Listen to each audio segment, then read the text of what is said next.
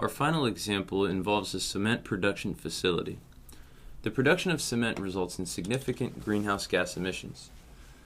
The emissions are caused by the decomposition of calcium carbonate, which is limestone, into calcium oxide, lime, and carbon dioxide.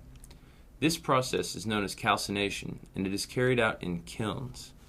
Therefore, additional greenhouse gases are emitted as a result of heating these kilns. A large cement manufacturer uses a mix of coal, natural gas, and biomass in its boiler. This mix produces the following amounts of greenhouse gases per million British thermal units of energy: 205 pounds of carbon dioxide per million BTUs, 5 pounds of methane per million BTUs, and 0.36 pounds of nitrous oxide per million BTUs. Process carbon emissions from the calcination process produce 925 pounds of carbon dioxide per metric ton of cement. In addition, the plant uses 1.7 million BTUs of energy per metric ton of cement produced. If the plant produces 180,000 metric tons of cement annually, how many metric tons of carbon dioxide equivalents does it emit? So there's two different types of emissions to calculate in this particular problem. First, we have the process emissions, which are a result of the calcination, and then we have the combustion emissions, which are a result of the coal and the natural gas and the biomass that are being burned in the kiln. Let's calculate the process emissions first, because they are a bit simpler to calculate.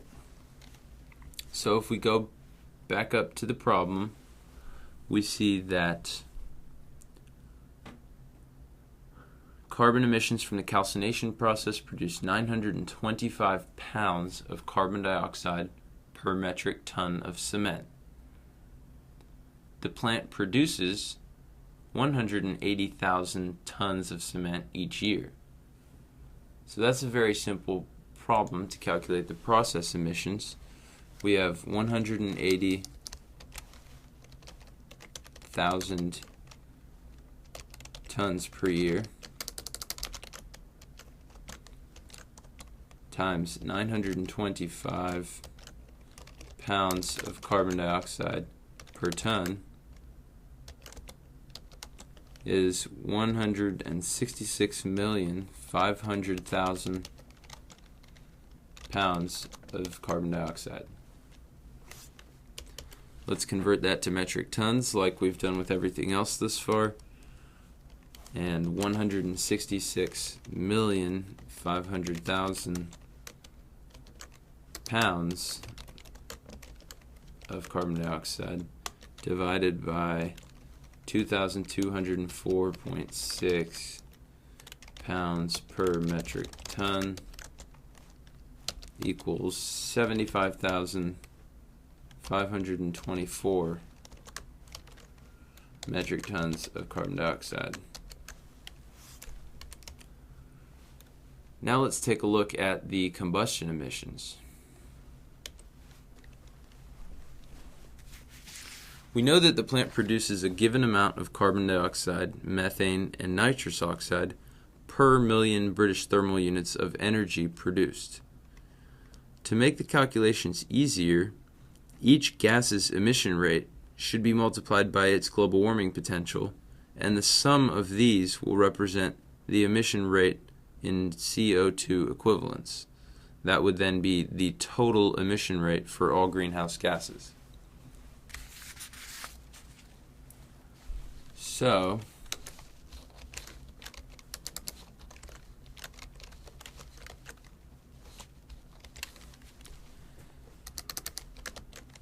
the next step will be to look up here at the emission rates given: 205 pounds for carbon dioxide, 5 pounds for methane, and 0.36 pounds for nitrous oxide. Of course, all these per million British thermal units of energy. And what we can do is multiply each of these three numbers by their global warming potentials And like we just said, that will put them all in like terms, in terms of carbon dioxide equivalents. So let's start with carbon dioxide.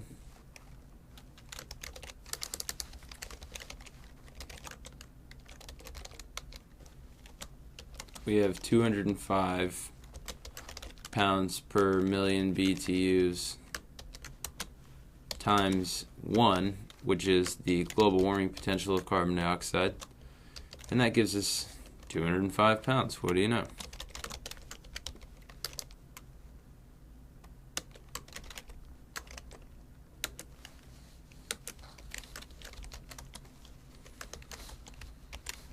For methane, we have 5. Let's see, methane, write it out.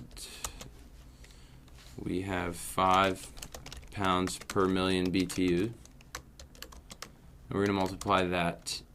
In this case, let's assume methane has a global warming potential of 25.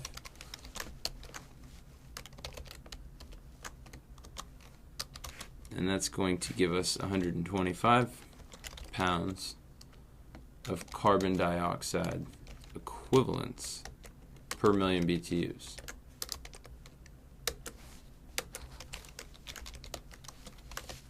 And finally, we have nitrous oxide, and we're emitting 0.36 pounds per million BTU.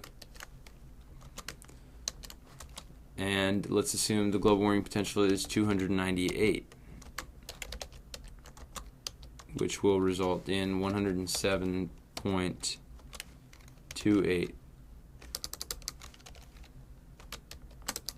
pounds of carbon dioxide equivalents per million BTUs. Now we can add these three numbers up.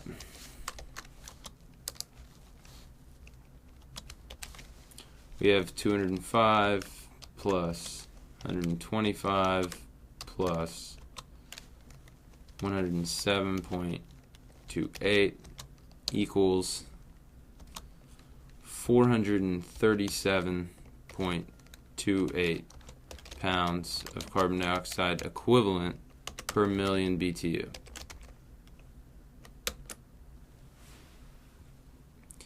So now we have the total emission rate per million BTUs of energy produced. Now that we've calculated that emission rate in terms of carbon dioxide equivalents, and we know the annual output in metric tons, as well as the amount of energy produced per metric ton, we can easily calculate the emissions. So going up to the problem once more, we know the plant uses 1.7 million British thermal units of energy per metric ton of cement, and the plant produces 180,000 metric tons of cement each year. So based on that information, the next step will be to take our 180,000 metric tons per year and multiply that by 1.7, which is the number of million BTUs per metric ton, which gives us a total of 306,000 million BTUs per year.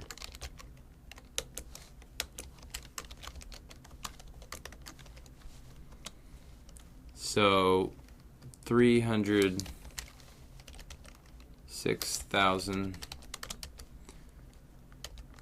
million BTUs per year multiplied by our total emission rate, which we calculated to be 437.28 pounds of carbon dioxide equivalents per million BTU, which gives us a total of 133,807,680 pounds of CO2 equivalents per year.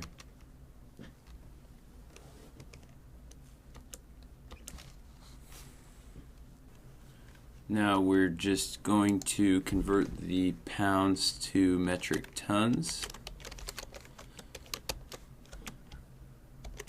So we've got 133,807,680 pounds of carbon dioxide equivalents per year, divided by 2,204 pounds per metric ton. And that gives us 60,695 metric tons of CO2 equivalent per year. And now we're practically done. The only thing left to do is, if you'll recall, there was two sources of emissions. There was the process emissions from the calcination process, and then there was the combustion emissions. So we simply need to add together the process emissions we calculated before to the combustion emissions, which we just calculated, and that will give us our grand total.